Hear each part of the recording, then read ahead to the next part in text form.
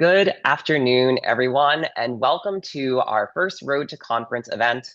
I am Willie Santiago, the program specialist for APAP. I use they, them pronouns. Before we begin, I want to acknowledge that APAP is located in our nation's capital, Washington, D.C., on the ancestral lands of the Piscataway, Anacostan, and Pamunkey people who have stewarded this land throughout the generations. I would like to pay my respect to the elders, both past and present. Closed captioning is available for today's event, and we are also joined by ASL interpreters from Purple, Priscilla and Pamela. Thank you both for joining us for today's event. I would also like to acknowledge my colleagues Grace Asuncion, Ashayla Bird, and JG Decker for assisting with tech for today. Thank you both for all of your assistance in our webinar. The format of today's event is a Zoom webinar as opposed to a Zoom call like many of our other events due to high registration. We are so excited that you are all able to join us. We do have the Q&A option enabled, so please feel free to send in questions at any point, and we will do our best to answer them. We have dedicated time towards the end of today's webinar, and will answer the majority of them during that time. We will also have future opportunities to connect with the staff and other APAP members more personally, such as our upcoming office hours and Real Talk in Real Time, which we will discuss later. We will do some staff introductions, but first, I would like to turn things over to our President and CEO, Lisa Richards-Toney. Thank you, Willie, and good afternoon, everyone. It's really wonderful to see you. I trust that you're all out there. We had over 100 RSVPs, so thank you so much for being here. Thank you for your interest in APAP, what we do, and how we can help you make your work better. I am Lisa Richards-Toney, President and CEO. I've been with APAP since July 2020, so I've now completed 5 years.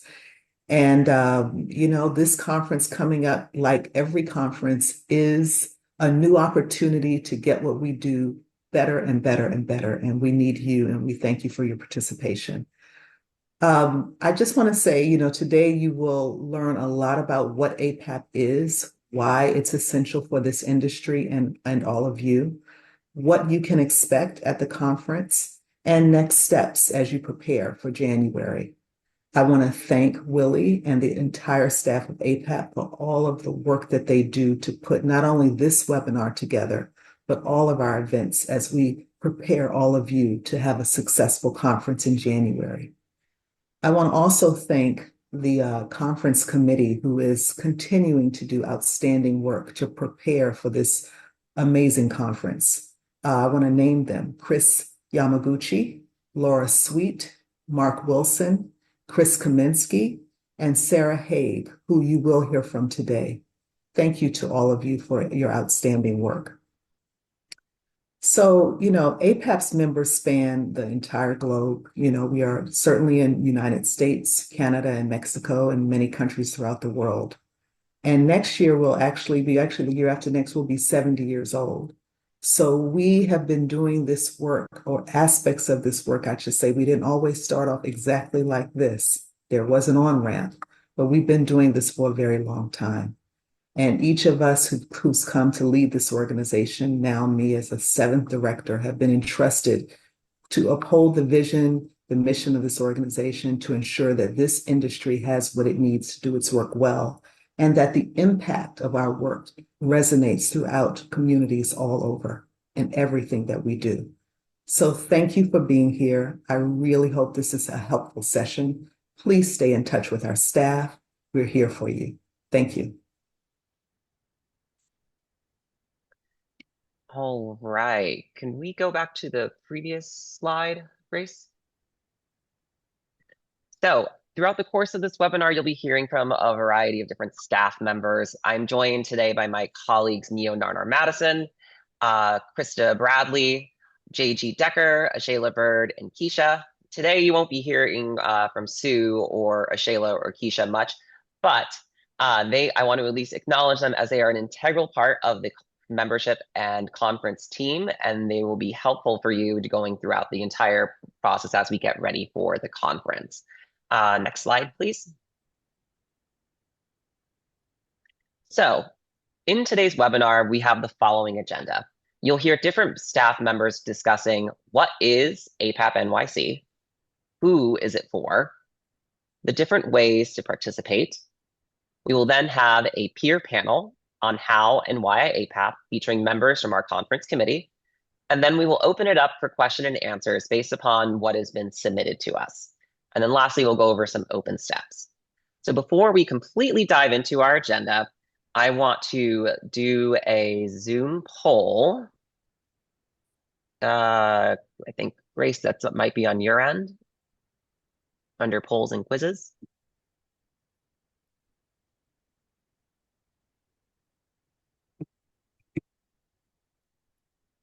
Where we are going to ask you, what is your role in the field, the length of time that you've been in the field, and then the number of APAP conferences you attended. So let's take a moment to just briefly fill that out so we can get a sense of who's in the room today.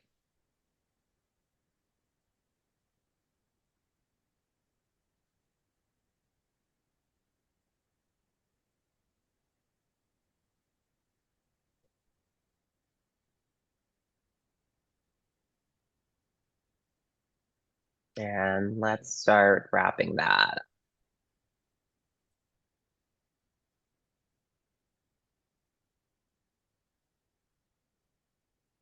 And then can we see the results, Grace? Perfect, thank you. So looking at our results, overwhelmingly, we have 51% of the people here are artists. And then in second place, presenters, agent managers, we have some consultants with us, and then a small percentage of other arts professionals. In terms of people who are here today, majority have been in the field for over 10 years, and then 6 to 10, and then 0 to 3 as our third place. And so in terms of number of conferences, overwhelmingly by and large, this is a lot of first timers on today, as well as people between 1 to 3 conferences attended. And then the next large demographic is 10 plus. So this is really great. This will help inform the shape of the conversation we're going to have, and it's important for us to know who's here. So welcome. We are happy to have you here, and we can't wait to continue learning more from you. So I will now turn things over to Krista Bradley to go over what is APAP NYC.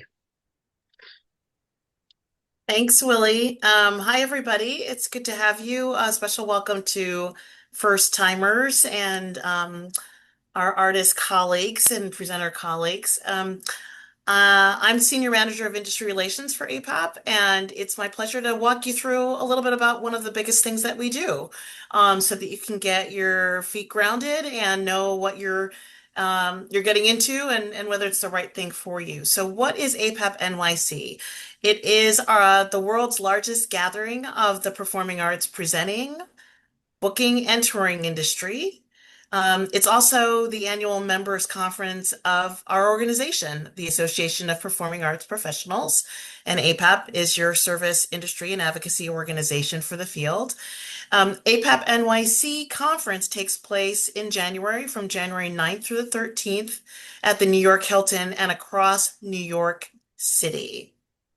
Next slide.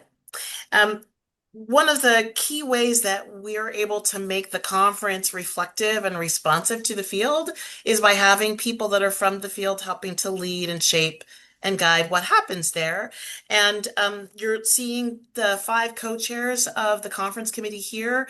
Chisa Yamaguchi, who's a producer, Laura Sweet, who works for Des Moines Performing Arts Center as a COO, Mark Wilson, who leads Zellner Art Center at Lehigh University, Sarah Haig, who's an artist and owner of Rhythmwood Drive, Chris Kaminsky, who's the senior managing director at East Coast Entertainment, and Aaron Shackelford, who's director of programming of Duke Arts. So we've got 5 people that are well representing the field in leadership positions, and they are supported by a conference committee. And you can just take a look at who's on our conference committee. They're from every part of the industry across the country. They represent small and mid-sized organizations, independent artists, large and small boutique agencies, for-profit and non-for-profit performing arts centers. So we like to say that we're a very big tent, and this tent is well represented by this group on the committee. Next slide. So what is APAP NYC in addition to the things that we just talked about? There are four pillars that kind of make up the components of what happens at the conference. And they're rooted in these four areas. So one is community. It is a place where you find your community. It's a place where you can gather as a community, and realize that you're part of something larger, and having opportunities to meet with folks that are like-minded or new to you. The second is commerce. This is where a lot of the business happens in our field. It's where people make their livelihood, people start relationships that will turn into bookings and engagements. It's also the place where a lot of business gets done. The third is learning. This is where people come to learn about what's going on in the field, what's important, what are the things you should be paying attention to, what's new, how can you do your job more effectively, and what are some new strategies that are working well in the field. So it's a great way to buff up on your skills and be aware of what's happening in the field in general, so you know how to best do your work. And then the fourth is discovery. It's an opportunity to see and meet with people that you don't know, to explore new artists, new agents, um, existing agents with their rosters, and new colleagues. So a lot gets done there, and it's a lot of fun, particularly for new and existing folks. Next slide, please. So in those four pillars, there are key elements that kind of make up those four pillars. The first is networking and interest groups. We talked about community. This is an opportunity. This is a part of the conference where people network and meet with their people, and also meet new people. And there are several interest groups that happen at conference, all from artist affinity groups to presenters that only work in university and college, as university and college presenters or municipal presenters. There are interest groups around agents and managers and consultants. So lots of opportunities to find and meet your people that you didn't know. Um, the second is over 1,000 showcases that take place both at the Hilton and throughout the city. This is where showcases of artists can be produced and seen by lots and lots of people, 3 to 4,000 people that come to APAP and participate in them. Uh, the professional development is another element of APAP NYC. This makes up the learning portion. So there's usually 20 to 30 professional development sessions that happen over the course of the 5 days that we're all together. And great opportunities to learn and know more about what's happening in the field. The fourth element is EXPO Commons. This is a large section of the Hilton that's made up of booths and exhibitors that are agents and managers with rosters, to businesses that support our field, to self-represented artists and other organizations that are part of our field. This is where a lot of discovery happens. This is also where a lot of business gets done. And then the fifth and final kind of element of APEP NYC includes celebratory opportunities to come together, but also discovery sessions where you can identify and see new works that are ready to tour, or you can meet artists and learn about projects that are ready to tour. That's particularly great for presenters who are looking for work. You can get inspiration from colleagues who are sharing new ways that they've done their work or built audiences. That's our 5 minutes to shine session that we do, that highlights new and intriguing ways that people are doing their work. We also have some celebratory sessions that honor the people in our field and celebrate the field writ large. You are part of something greater, and that's the APOP Honors Breakfast that happens on Monday of the conference. And then finally, another element that happens both in structural and unstructured ways includes mentoring.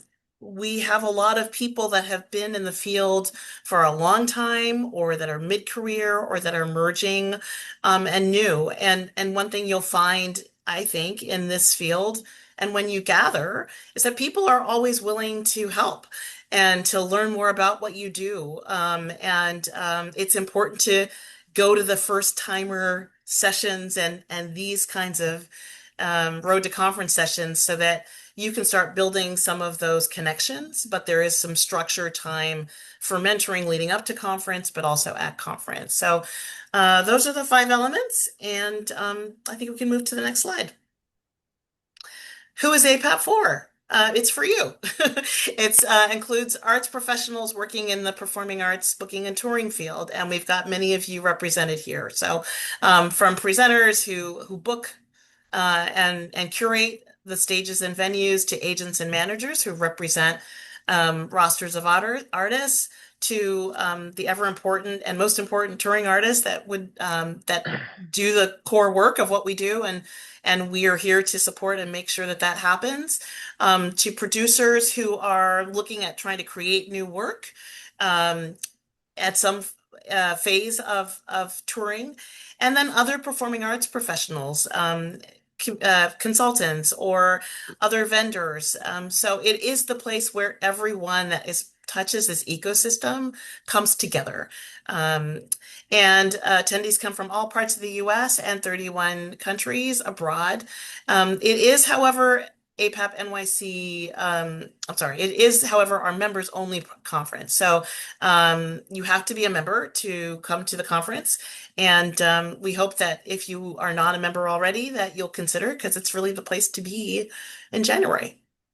So with that, I'm going to turn this back over to Willie to talk about our accessibility initiatives. Willie? Thank you so much, Krista.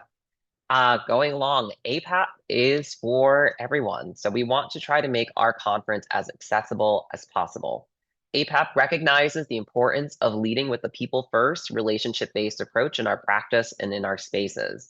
So our offerings this year will include on-site accessibility support, available during all conference hours as well as during our expo hours. We will have accessible signage. We'll have fully accessible on-site spaces for wheelchair users and other mobility needs, access to water in every on-site room, stimulus-free quiet spaces if you need a break from everything that's going on.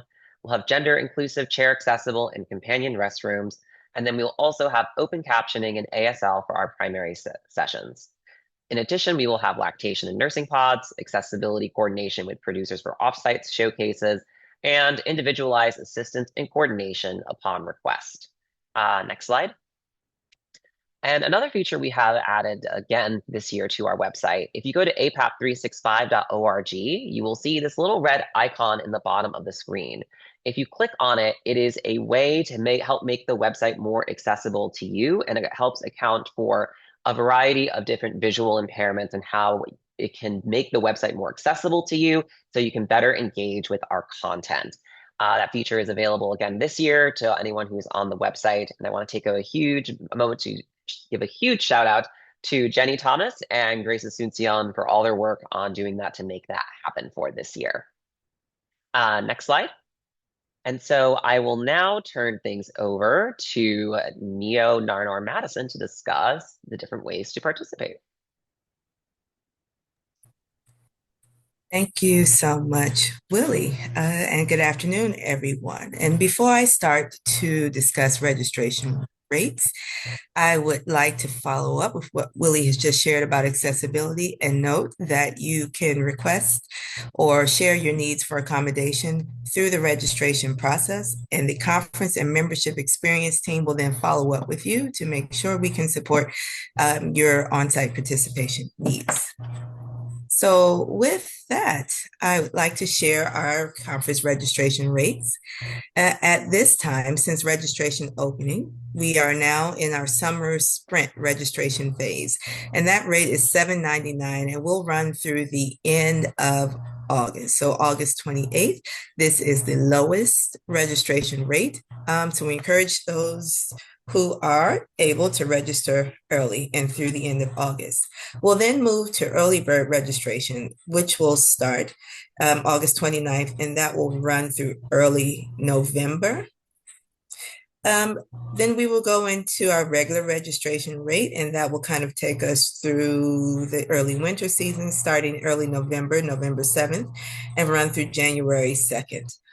On-site registration that rate starts at $1,099 on January 3rd and runs through the conference.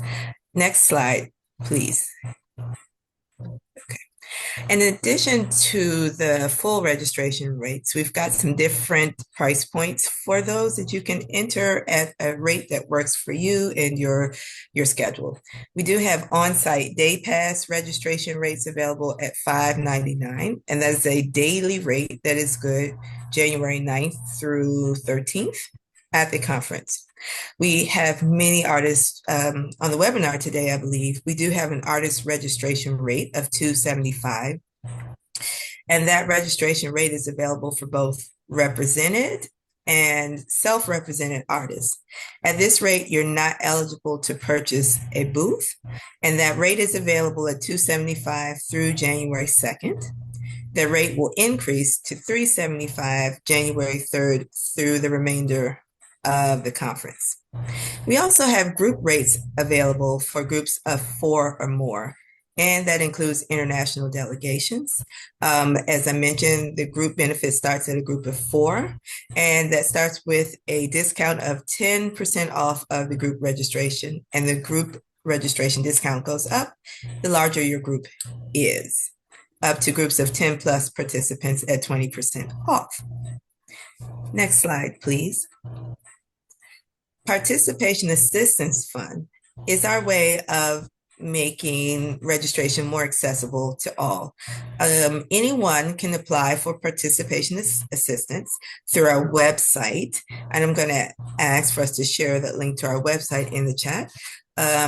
Those who are awarded assistance receive $300 off of your conference participation, and those funds can be used towards registration or for booth purchase.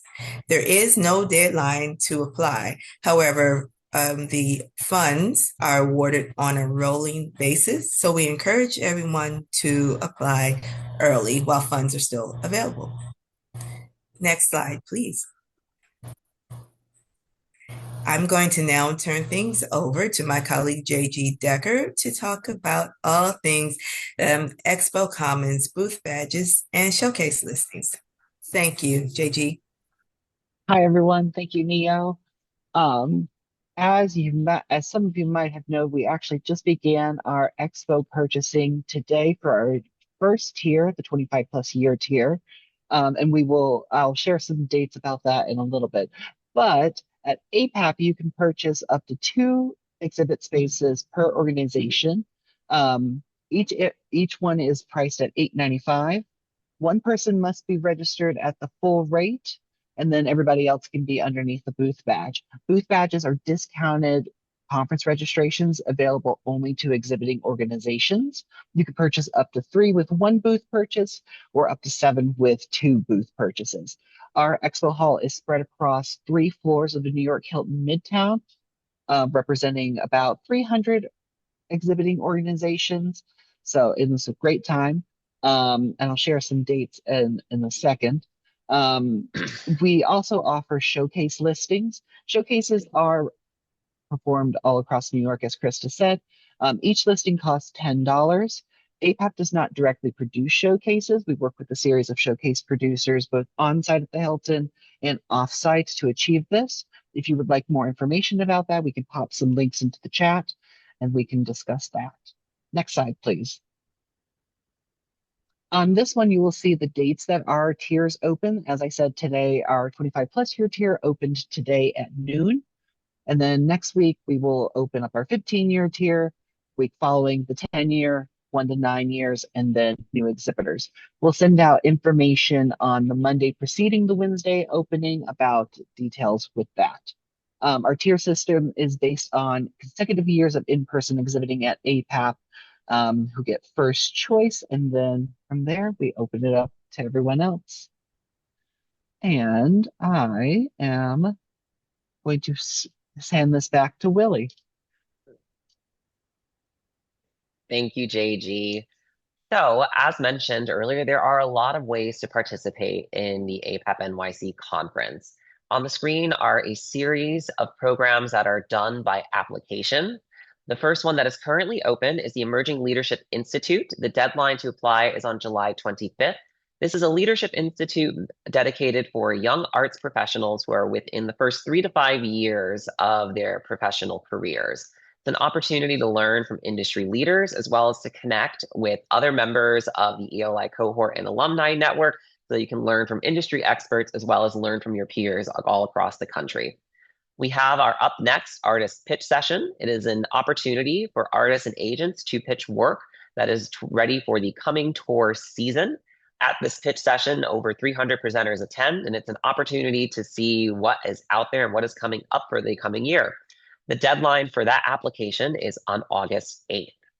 We also have a 5 Minutes to Shine program. It is an opportunity to share what your innovations from your work and what you have been doing with the field. It is curated and embedded into a couple of the sessions that we do at the conference. Applications will open for that on August 4th and close on September 26th. As a companion to Up Next, we have Up Next Works in Progress. The difference between this and the Up Next artist pitch session is that this is meant for works that are still in development. So works that are not ready for the coming touring year, but potentially in either the following cycle or in the cycle after that.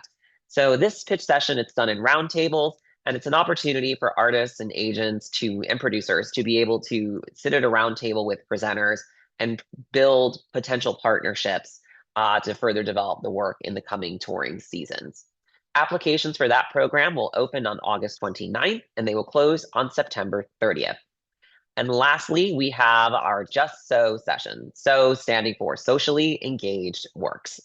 This is a roundtable group conversation with anyone who is in attendance. We issue a survey calling for different topics that are surrounded around social justice or community engagement or social engagement. And then we curate the list of topics based on the highest demand. And then we will set a table for the different themes that came up.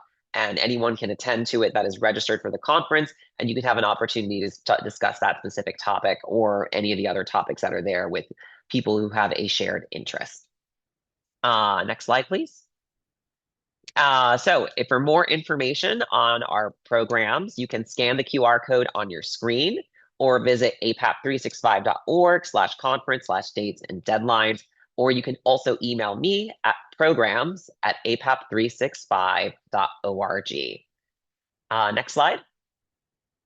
And so we will now have a peer panel featuring members from our conference committee. So I would like to invite on screen Daria Yudacufski is the Executive Director of USC Vision and Voices, Sarah Gordon, our Vice President from Opus 3, and Sarah Haig, an artist from Witherwood Drive. Thank you for joining us today. We are so thrilled to have you. So I have a series of questions. I'll ask them just kind of one-on-one as we go. So I would like to start with Daria. Daria, can you tell us what your role in the field is and how do you use APAP and why do you still continue to attend and what is its value? Thanks, Willie, and hi, everyone. I'm Daria. I'm the Executive Director of USC Visions and Voices, which is at the University of Southern California in Los Angeles. My pronouns are she, her, and I am a university presenter. I was actually hired to launch Visions and Voices in 2006, so I've been here for almost 20 years. We're getting ready to kick off our 20th season, and I attended my first APAP in 2007. I'll say that our model is unusual because we're a university-wide program, so many of the events that we present are conceived and proposed by faculty. But I take the lead on our signature events, which are our larger scale programs and include, dance performances, concerts, speakers, and I find APAP incredibly useful for all of this, as well as for how we do our work in general. I also just want to say in terms of the larger field, I'm currently in my second year of being on the panel for the National Dance Project. I'm also on the host committee for this year's Western Arts Alliance, which will be back in LA. And I'm on the executive committee for an organization called Arts Administrators in Higher Education. And in terms of how I use APAP and why I attend, as I mentioned, I've been coming since 2007. So I think that my experience of APAP has definitely evolved. And there are so many reasons that I attend, and I get a lot out of it. But I would say that the primary reason is the opportunity to see work. So, I seek out the showcases and performances that interest me and attend as many as I can. And it's often about seeing work that I might want to present, but it's also a great chance to make new discoveries and also become kind of better aware of what's happening in the field. Um, so, with APAP happening, there's a lot of things going on in New York, and I take advantage of that too. I also attend things like Under the Radar and, Live Artery at New York Live Arts and Global Fest, for example. Um, and then in addition to seeing the showcases and performances, I love APAP's plenary sessions, which are always incredibly illuminating and inspiring. Sometimes they'll provide me with like ideas for speakers and performers, or they'll serve as like reminders of why we do our work and how we can do it better.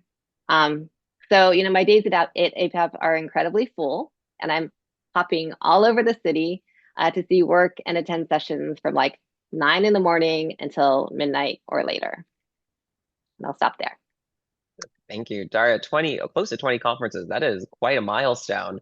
Have you noticed that in terms of how you APAP or how you schedule yourself and how you plan for it? Has that changed compared to like the first like 2 or 3 conferences that you've attended to now? It has changed so much. And my first year, I had no idea what I was doing, and I was attending with a colleague who there was a different program that existed at USC before I was there, and they had a very different experience of APAP, and they just kind of like walked around the expo hall. They didn't take meetings. They didn't see showcases. It was actually really weird, and so my experience has really changed over the years. And now I feel like, at one point meetings were vital, and I was in meetings nonstop, and I really worked on developing all of those relationships. And now I feel like I have a much, greater sense of the field and the people that I work with. I still love connecting with new people that I haven't had a chance to meet before, but I also, really do, like I said, prioritize using this time to see work. And I definitely know that I can connect with, artists and agents either before or after the conference and meetings. Also, in this day, of Zoom and everything, that's so much easier as well. But I think at this point, I still continue to have incredibly full days. And I also feel like even though I've been doing this work for almost 20 years, specifically at USC, I've been doing the work for longer at other places, but I'm still constantly thinking about, how to be innovative and how to do new things. And, for me, APAP really provides that. It provides really great insights into the field and, whether we're talking about, approaches to marketing or, accessibility, which APAP does so well, right? These are all things that are so helpful for me in the work that I do. Wonderful. That's fantastic. So I want to turn it over to Sarah Gordon. Sarah, can you introduce your role in the field? Hi, everyone. I'm Sarah Gordon. I'm a vice president and artist manager with Opus 3 Artists in New York. I work with a diverse roster of artists, classical musicians, dance, touring attractions, jazz, and a lot of artists that don't fit neatly into one category. For me, APAP is absolutely essential. The ability to connect with colleagues, presenting colleagues, agent colleagues, artist colleagues in the field in person is so incredibly valuable. I've been coming to APAP for over a decade at this point. And I think just that both in formal context and informal context, those conversations are crucial to inform my work, and to really listen. I think that especially in the last few years, there have been so many changes in the field. We are still facing such funding changes, structural changes, marketing changes, what's working, who's coming to concerts, who's not. I think we're all really having to adjust and pivot. And I can't really develop a roster or really serve my colleagues if I don't hear from them. So as much as I love getting on the phone or the Zoom, I do feel like there's still that element of like actually having a chance to connect with someone, whether it's in the booth or having lunch or even just running into them in the hallways, that I find incredibly valuable. My structure at APAP has like changed over the last few years. I think initially I would have, I don't even know, 60 meetings. Since I've moved into more of a management role, I take probably fewer meetings and do attend more showcases, more events, some of the more casual networking events, and some of the sessions as well, which I didn't really have the opportunity to do, I think, earlier in my career. And all of those are really incredible. I love just hearing what trends are happening, what are people seeing, what is someone excited about? Because sometimes you read a brochure and it like, yeah, that looks like an interesting show, but when you actually talk to a presenter and they're really excited about something, I think that that's crucial just to inform the work that we're doing and make sure that we're responsive to our colleagues. Absolutely. That's really fantastic. And so obviously you have a different, relationship and connection with APAP being someone who's been working as an agent and a manager. Can you talk maybe just a little bit more about like how you divide up your time and how you schedule yourself when you're at the conference? Yeah, absolutely. So I tend to take a lot of meetings. A lot of times, though, I'll try to schedule those sometimes the formal sessions. I'll be at the booth. We're really lucky. Opus 3 has been in the same spot for many years. And it's really nice for me, especially for people that I've known for a long time. And maybe I won't have a set meeting with them, but just even stop by, I give a hug. It's really nice. Just catch up with people because ultimately this is a relationship business. I think in the last few years, I've had more time to really attend events, go to see dance showcases, go to see music showcases. I'm on the panel for YIPCA. I personally manage a number of classical musicians and really love that program. I think that that's a beautiful way for young classical musicians to have a showcase at APAP and to really get in front of a number of presenting organizations. So I love seeing those musicians. It's great when they go to the EXPO Hall and having a chat with them. And I always attend that concert annually. I also think just some of the more casual sort of elements of the conference have become more pronounced for me. Just again, like sometimes seeing people between sessions, catching up for a coffee, even if you don't have a set meeting, running into people. It's just really valuable. I think it's just so nice to be able to connect with people, even if it's a quick hi. Sometimes I'll find, talking to someone for 2 minutes and then I call them a week later. I'm like, hey, that thing you said, can we talk about that more? It's just really nice. Wonderful. Thank you so much. I want to now turn it over to Sarah Haig. You as an artist have also interacted with APAP in a very different way. So can you just first introduce what your role in the field is and discuss how is it that you schedule yourself at APAP? How have you interacted with the conference over the time? And if any of that's changed since your first conference to now? It sure has. My name's Sarah Haig. I am from Indiana. I am a self-represented artist. My first time attending APAP was 22, which was still virtual. And so at that point, I was doing some booking for a band that I was part of. So I came, even though it was an artist, I was more of a agent for the band. That changed, and I kind of took a step back over the next few years to do more volunteer work. I'm now serving as a co-chair on the planning committee, and it's given me a way to rebuild myself as an independent artist and learn more about the culture that the industry has here. So the way that I plan has been mostly looking to see who's going to be there, who I need to connect with to learn more about the industry, who can I help, who can I bring alongside me as I'm discovering things too. So other artists, I'm here for you. I started a Facebook group for the artists that go to APAP. It's very creatively called Artists Attending APAP. And you're welcome to join it if you're an artist, and we can work through these questions of how do we do this thing together and what the do's and don'ts and how to meet up and things.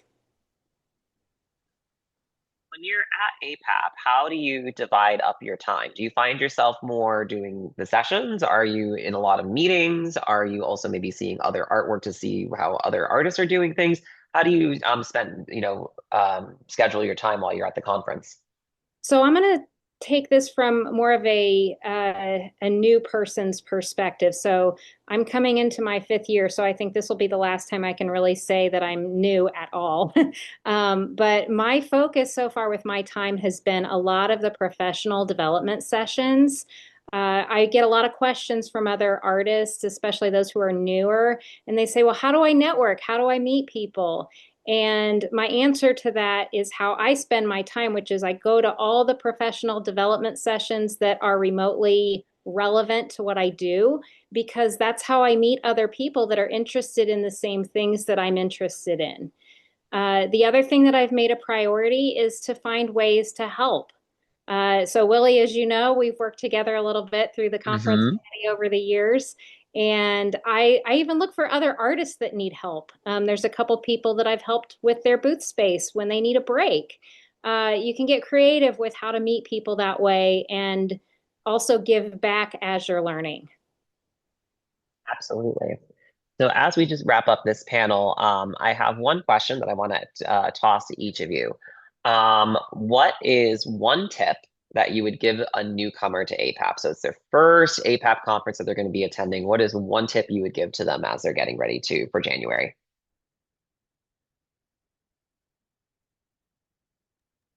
I guess I'll go ahead. My one tip would be for an artist going the first time, don't showcase. Just go to observe and learn and participate, but don't showcase unless you've got an agent ready to go. Absolutely good one. Daria, I think you had one next.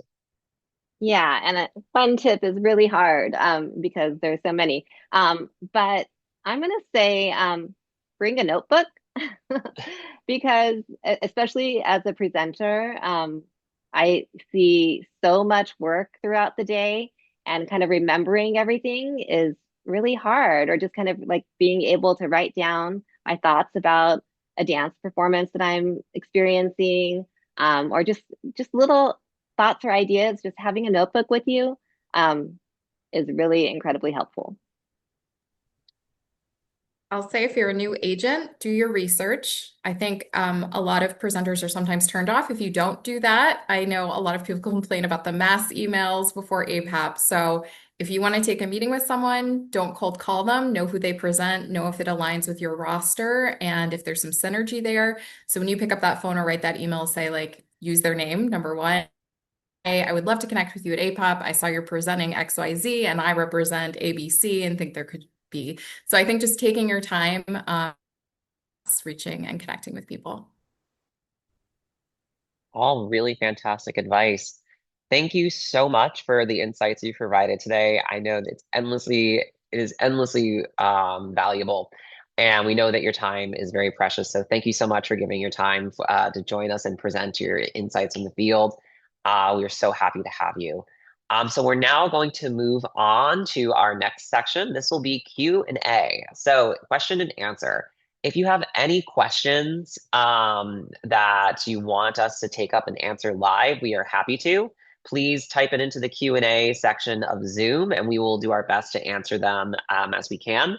If we aren't able to get to every question, we will also be hosting office hours later, which I will be mentioning those dates and times towards the end. So you'll have an opportunity to ask them if we don't get to them today.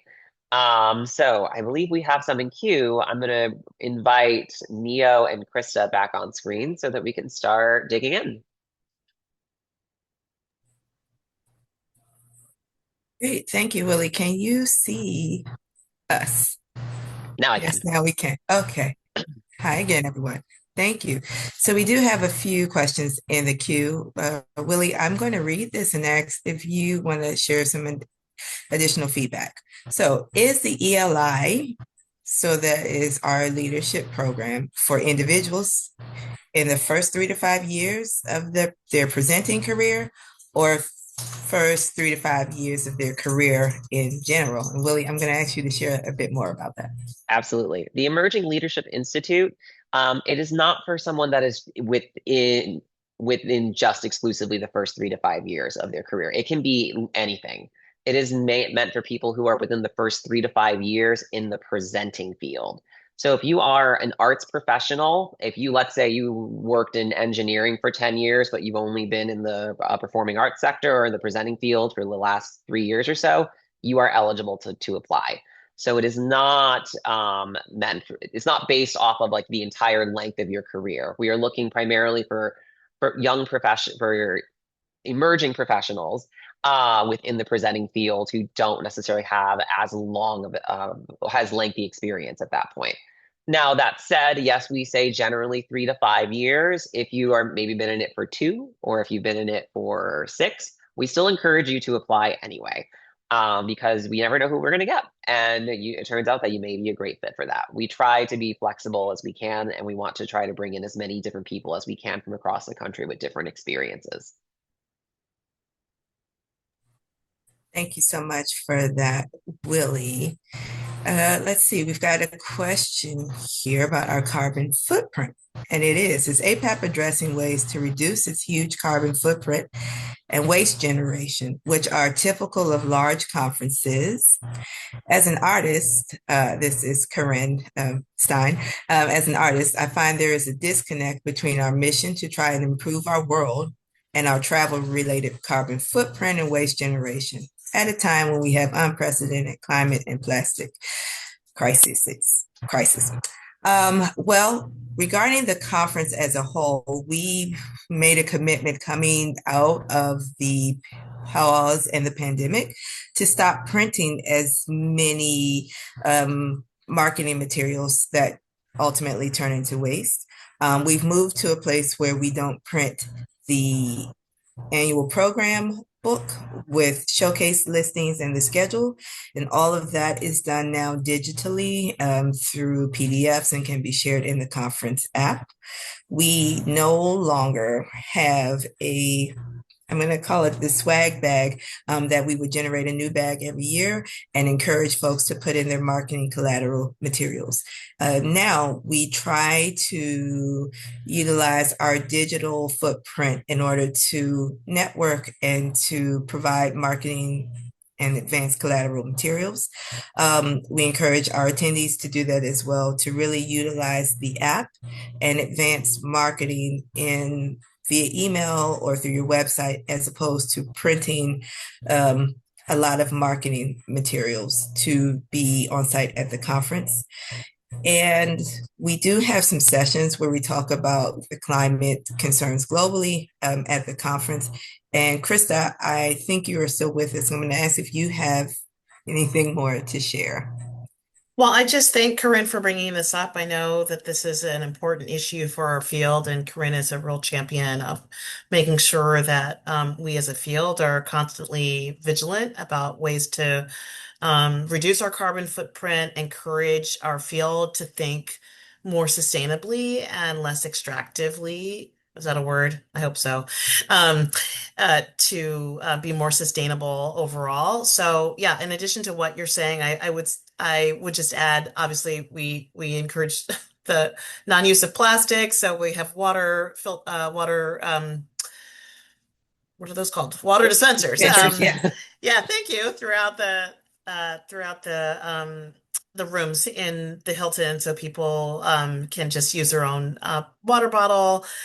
There are sessions that we've had in the past and will continue to address how are we thinking about touring and routing, which is always a sticky wicket, but if we are to be more sustainable and to deal with the climate crisis, we need to find different ways to do our work of moving people across state lines and borders, and also figure out ways to present our work when fires and floods make it impossible for us to get there.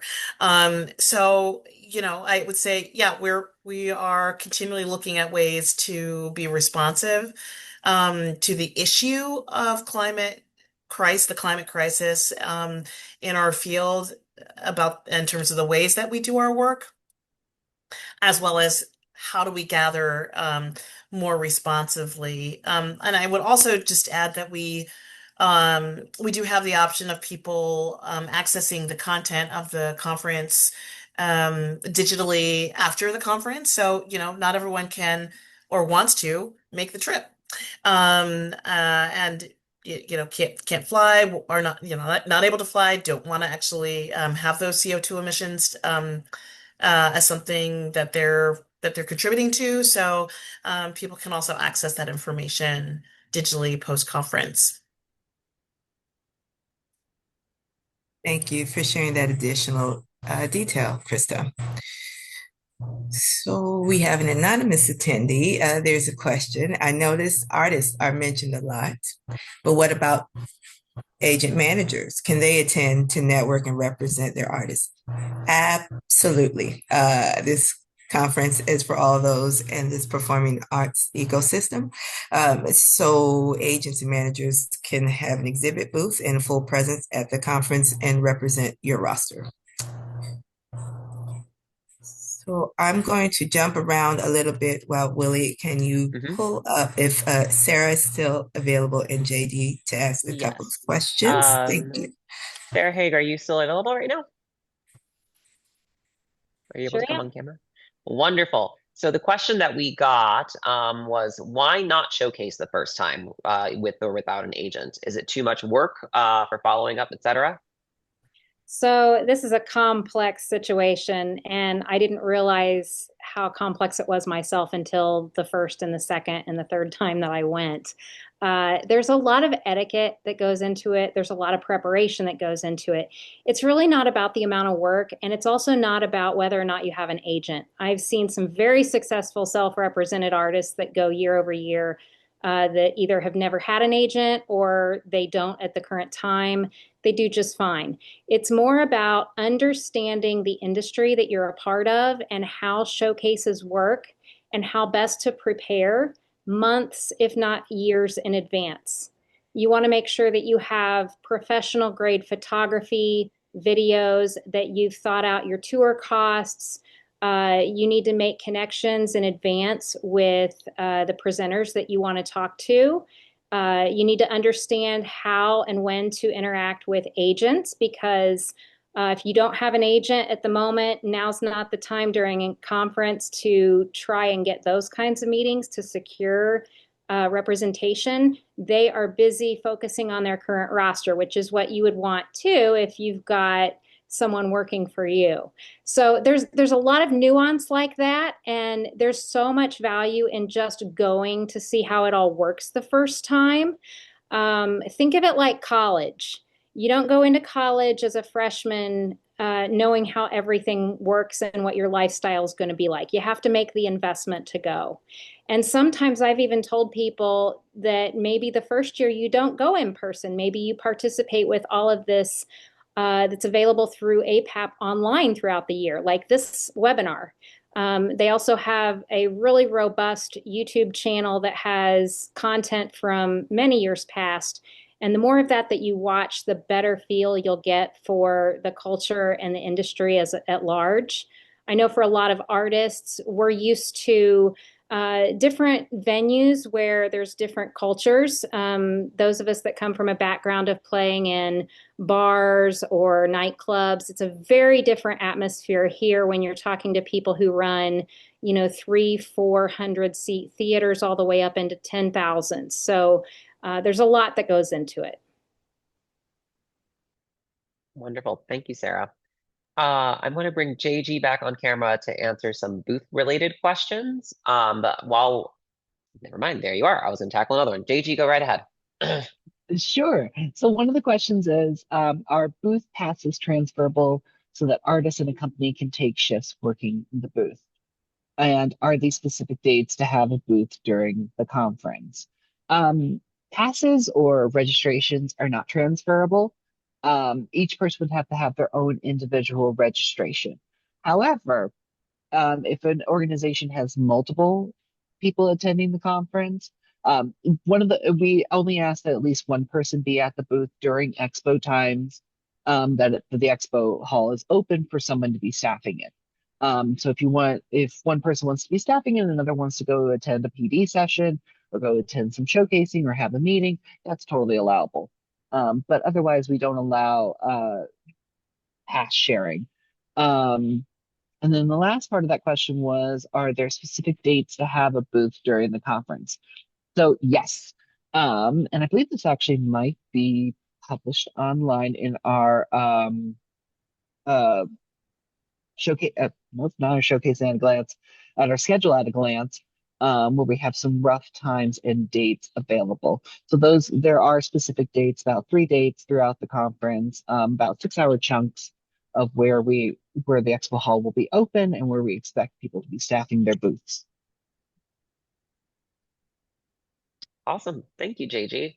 I saw a question in here about the artist pitch session. The question is, how long does an agent have for the pitch? The pitch itself can be only 3 minutes. So the way that we have it structured is if you are selected, you will put together a self-advancing slide deck that can contain up to 60 seconds of video and pictures or whatever relevant text you want to share. So once you start pitching, you will have 3 minutes to pitch your work in front of people who are there. No performances are allowed in front of it, just the AV that you have provided us with. And then after the pitch session is over, you will have 2 minutes for audience Q&A before we move on to the next person. At the conclusion of the pitch session, we open up a room next door for an open networking lounge so that the people who are selected to pitch will have an opportunity to network with people as they're coming out of the session. Let's see, moving on. Neo, did you want to discuss how artists can connect with showcase holders? I pinned that live, and I was going to ask JG to talk about that a bit more as well. So is this artists that are new and looking for a showcase producer to rent a slot from? I assume that is the question. And so JG, I'm going to ask you to share a bit of a recommendation on how you can be connected with a showcase producer. Totally. First step is you should definitely reach out to the APAP team. I'll post our email in the chat as well, but it's apapnyc at apap365.org. And from there, I will ask you a slew of questions, mostly if you want to participate on-site or off-site, and we can hop on a call and we can have a conversation about this. Being on-site means that you're on site, that you're working with a showcase producer that APAP contracts with, that have specific rooms within the New York Hilton, and then the showcase is done there. Usually these are 15 to 20-minute long slots. We also have a list of outside Hilton producing venues. These ones have a little bit more flexibility about how long showcases may be. Some of them operate very closely to what you'll find in the Hilton. Some of them operate very slightly different from that. And we have that information that we can share with you as well, and that is also available on our website. Okay. We have a question. The question was, they're going for their second time, and they weren't very successful in getting off-site to see artists. Do we have any recommendations for balancing on-site versus off-site showcasing? Daria, would you be able to come off camera and answer that? Yeah, happy to. So I think one of the things that's really important is to think about what you're interested in and what your needs are and what you want to see. I mean, there are so many showcases to choose from, and they're being presented all over the city. And sometimes I will be in the hotel and then I'll walk across, a couple blocks over to City Center, and then I'll jump on the subway to get down to, New York Live Arts, and then go over to Gibney. I really am all over the place. I get to attend usually with one colleague, so sometimes we see work together. Other times we divide and conquer. I personally get a lot of, a lot more. Well, I tend to see a lot more things that are off-site, beyond the plenaries and the professional development sessions, which are usually on-site. But I think you just kind of have to fit it all in. And, I create a Google Calendar to prepare my schedule. And I'm also flexible. So I may have the best intentions of getting from one end of the city to the other, and it might not just happen. Also, there are a lot of showcases where there's multiple performers being presented, in a row. And, I might go in the middle, or I might go to the beginning of it and then leave and then come back later. I just really do need to be really thoughtful about what I'm interested in presenting, as well as, what might be kind of new and exciting to see that I haven't had the chance to see before. And, just kind of working that schedule out and being willing to kind of try new things and get in a cab or get on the subway and make it happen. Gotcha. Thank you so much. Let's see. Going through the list. Neo, do you have something that you want to drop from the list that's currently still here? Or JG? Sure, I can answer our friend Ivo Mueller. Their question is, I have a theater solo show.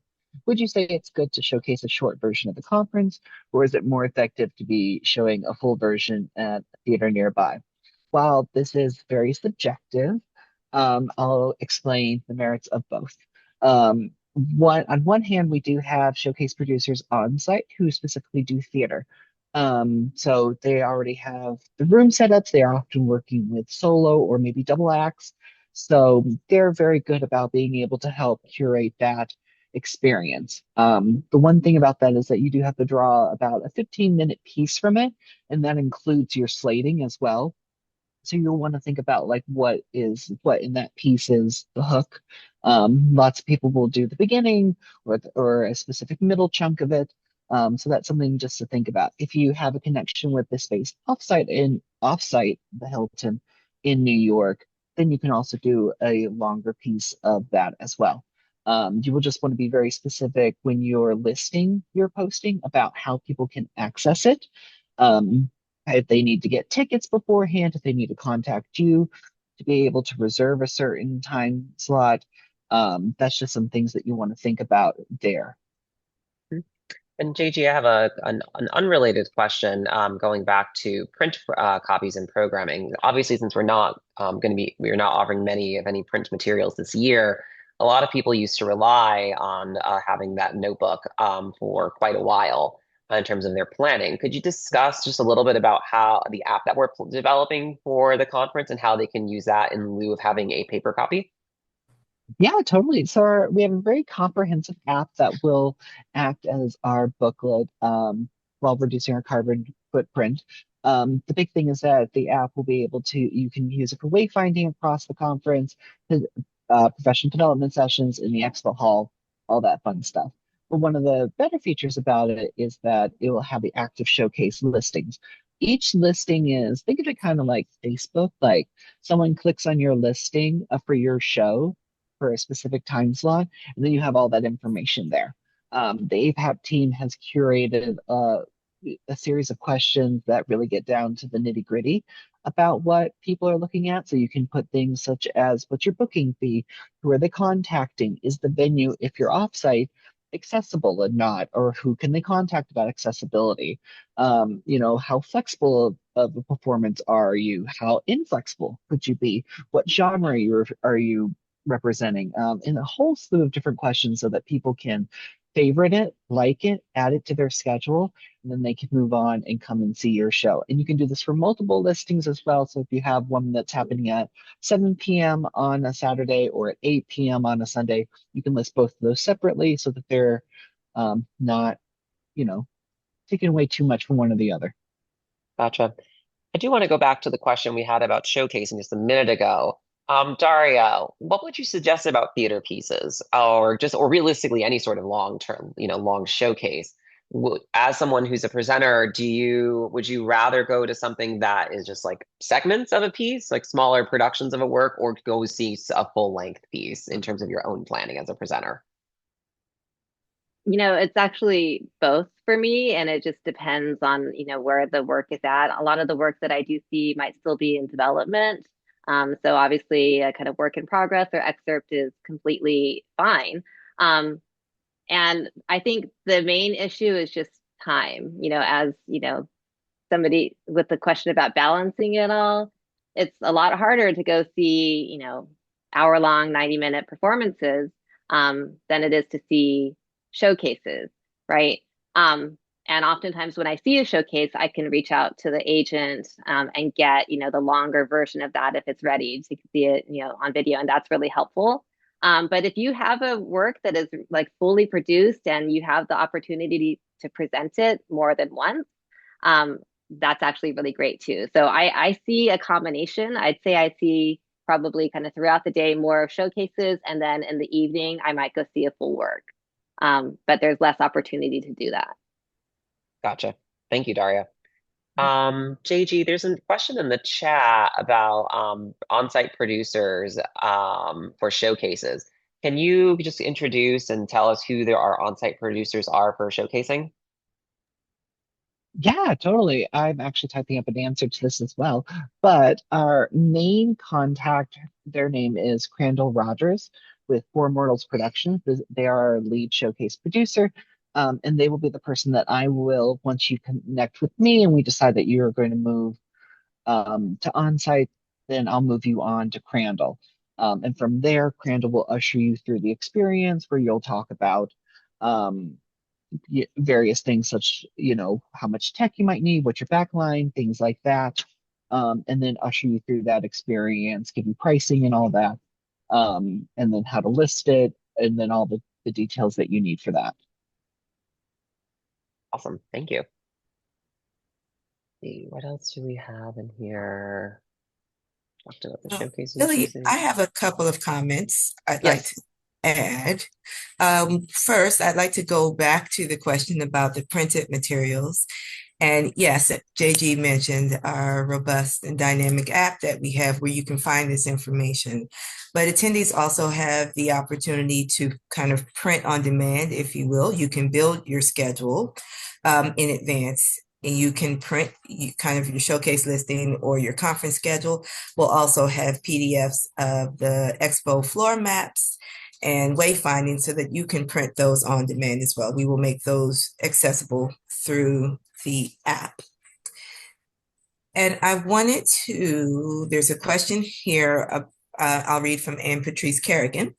Has there been a noticeable, measurable change in attendance in the halls given showcases, one-on-one meetings, special interest meetings? This is based on an observation, and I'm not sure I entirely understand the question, but I have a few responses.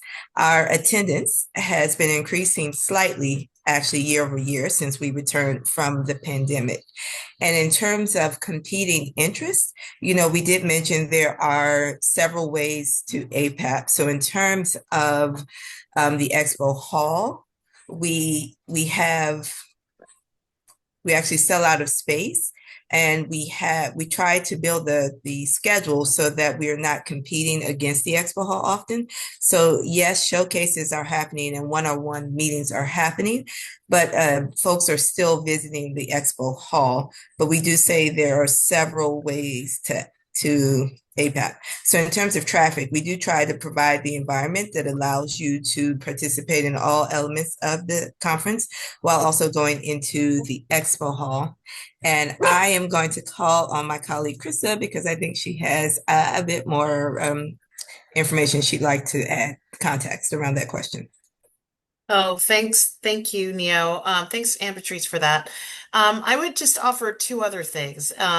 We've actually been reducing the amount of events that happen against the Expo Hall over the weekend. So, if you've been coming for a while, you might have noticed that we used to have a lot of professional development that was going up against the Expo Hall, and we have reduced that over time, and provided more time for the Expo Hall for people to spend time in the Expo Hall. So, for instance, on Saturday, we have only programmed events that happen in the Expo Hall in the afternoon so that we can drive traffic into the Expo Hall. So there's some roundtable conversations, there's discovery sessions to get people into the hall.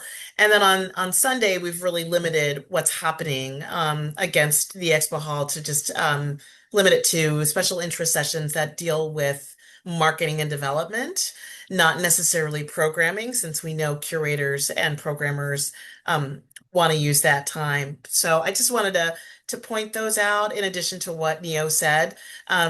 People people do APAP differently. Some people are in the hall a lot. Some people do their meetings all in one day on Monday. When I was a presenter, I did it all on Monday, and used the time in the afternoons to get to showcases and offsite events. So there's lots of things to choose from at APAP, and there's always a lot, and people have to make choices. So we try to ensure that there is enough for everyone and to give them multiple pathways to be able to do their business in the way that works the best for them and the way that works for them in planning for the future. So thanks for that question, Anne Patrice.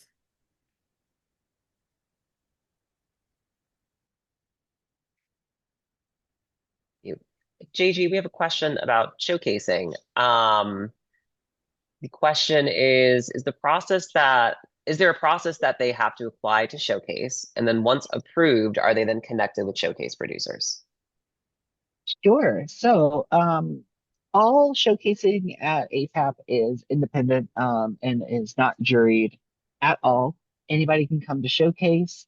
I would recommend that if it's maybe your first time that you're actually gonna take the leap and you're gonna showcase at APAP, you can contact me and I'll connect you with a showcase producer inside the Hilton. Also send you the outside the Hilton list as well. And then from there, once you make a decision that, hey, I'm going to showcase and I'm definitely going to attend conference, then we can go ahead and get you a purchase showcase listing, and a purchase registration, and then we can get that listing. And can you explain the process that is different between doing an offsite showcase and an onsite showcase? Sure. So for on-site, it's definitely going to be a really nice experience, like a good like hand-holding experience. We have a great team. Crandall is extremely thorough and is super knowledgeable. I always say that I will trust her with my life, and I mean that because she's absolutely excellent and she's so knowledgeable in the field. And so you can expect that it's going to be very thorough about what are you trying to achieve, who are you trying to get into the room, and then from there she really helps with the curated experience around tech. She has a great team that comes to it every year. So that process, I would say, is quite seamless, and you kind of just have to state what you need, and then it is done. And you're paying for that kind of high level white glove experience. Offsite, it can vary. It can vary depending on the organization. For something like the New York City Center, which is a dance venue just about 2 blocks away from the New York Hilton, that experience can be a little bit more white glove as well. But then there are other spaces in town that it's not so much like that. It is you're doing the tech, you're bringing in your own people, you're doing the ticket selling, you're doing X, Y, and Z. So it really depends on where you can put your efforts at. On site, you don't have to do much as doing off site. Excellent. Thank you, JG. Looking through the question list, I don't think we have too many. Neo, is there anything you wanted to add? There's not, Willie. We've addressed all of the questions. Thank you so much. Fantastic. Well, thank you all so much. Grace, can we go to the next slide? So our next steps from here. First, join APAP and renew your membership. If you need participation assistance, apply for that and then go register. As far as our hotel, you can book within our room block at the Hilton. The deadline for that is on December 9th of this year.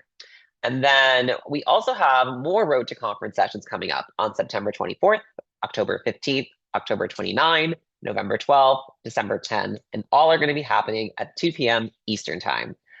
We will address other topics of the conference in greater detail. We've talked about a lot, but there's certainly more to it. We'll have one dedicated to showcasing how to do EXPO Hall. We'll have a networking event, and we'll also have a webinar going over the programming that we'll be able to offer for this year's conference. We also have office hours coming up on August 15th and September 12th, both at 1 p.m. Eastern. These office hours, it's an opportunity for you to come and drop in and informally talk to the staff and connect with other members, whether you are a first-time attendee or a veteran who has been coming for many years. It's a great chance for you to meet the staff and to ask any question that you have. And when it comes to APAP, there is no bad or dumb question. So please feel free to join for those. We'll have emails coming out with the registration links for those in the coming weeks. And lastly, after the conclusion of today's session, we'll be sending out a session survey. We greatly value your feedback as we continue to assess these programs, and so we can make the Road to Conference series as the most effective and beneficial as we can. I want to take this opportunity to thank all of my colleagues for their help today. Special shout out to Sarah Gordon, Sarah Haig, and Daria Yudacufski for participating in our peer panel, as well as our ASL interpreters, Griselia and Pam, for joining us for today. So thank you all so much for attending today's webinar, and we look forward to seeing you soon. Have a great day.